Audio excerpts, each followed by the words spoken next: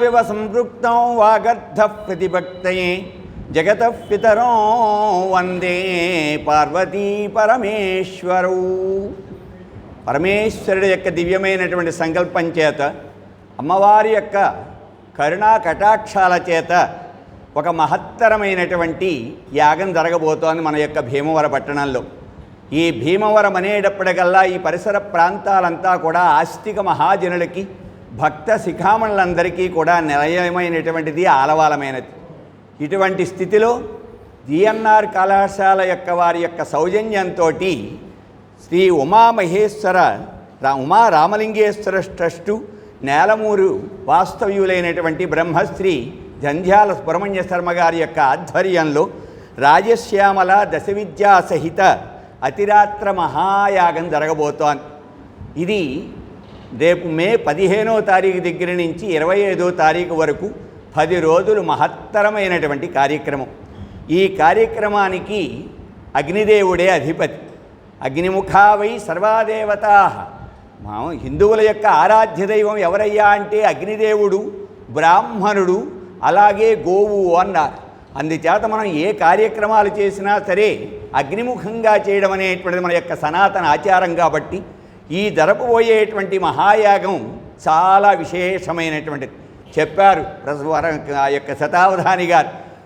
సోమయాగం అనేటువంటిది, అశ్వమేధ యాగము, జ్యోతిష్ఠోమాది యాగాలు ఎన్నో ఉన్నాయి.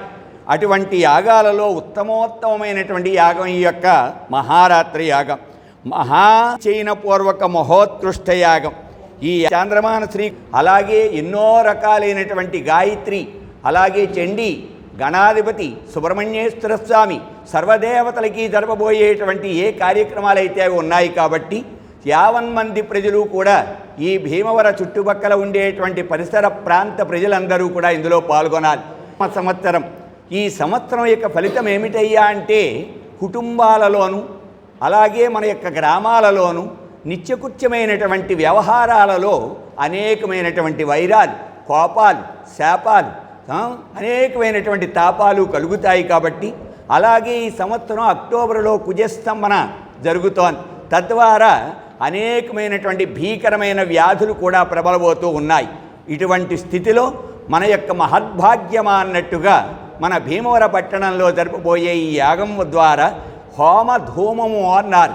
ఆ హోమం నుంచి వచ్చేటువంటి ఏ పదార్థాలైతే ఉన్నాయో వాటిని కాస్త ఆ స్వామివారికి, యజ్ఞేశ్వరుడికి సమర్పించడం ద్వారా, తద్వారా వచ్చేటువంటి ధూమాన్ని, పొగని ఆస్వాదించడం ద్వారా శ్వాసకోశ నాడుల యొక్క వ్యవస్థ అంతా కూడా బాగుపడుతుంది.